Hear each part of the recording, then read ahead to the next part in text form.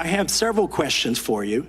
Who's responsible? Are you able to track who in your organization made this massive failure and released the victims' names? Are you able to track who it was that obscured Les Wexner's name as a co-conspirator in an FBI document? I believe Wexner's name was listed more than 4,000 times.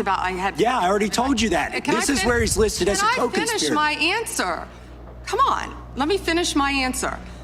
We corrected that within 40 minutes. He was already, you're acting like everybody's trying to cover up Wexner's name. Reclaiming my time. I'm going to answer this question. Reclaiming my time. Mr. Chairman. This isn't how this works. Can I have my time back? Mr. Chairman. The gentlelady can give her answer. The time belongs to the gentleman from Kentucky. All right, I'm reclaiming my time. Can I give my answer? So Yes. I'm going to put the language of the bill up on the screen.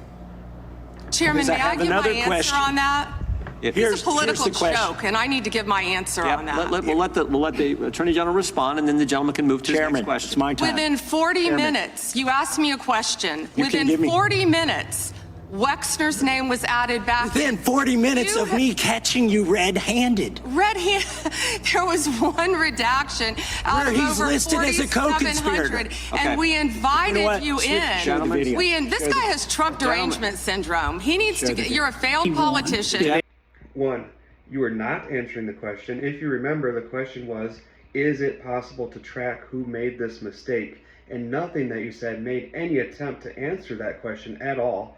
Two, if it was genuinely a mistake, the obvious answer would be, I'm sorry, it was a mistake. We corrected it as quickly as we could. And yes, it is possible to check who made that mistake, or no, it's not possible. And three, there is legitimate question about why, of all the places that Les Wexner's name did appear, why was it the one place where he was listed as a co-conspirator that was covered up? Even if the correction was made within 40 minutes, there's still a legitimate question of whether it would have ever been made at all if someone hadn't caught it and called it out. The fact that you refuse to answer legitimate questions about the files and about the process behind their release does call into question whether you actually want transparency around the files. So if there was a mistake, just say there was a mistake and then answer the question. Are we able to track who made that mistake, or are we not? But if instead you launch an instantaneous smear campaign against the guy who asked about the mistake, it looks like maybe there's something else going on. At this point, I think the American people should be thinking about coming after you legally if you do not do your job properly. And if there's other attorney generals who did not do their job properly in regards to these files, we should come after them in addition to, but not instead of you.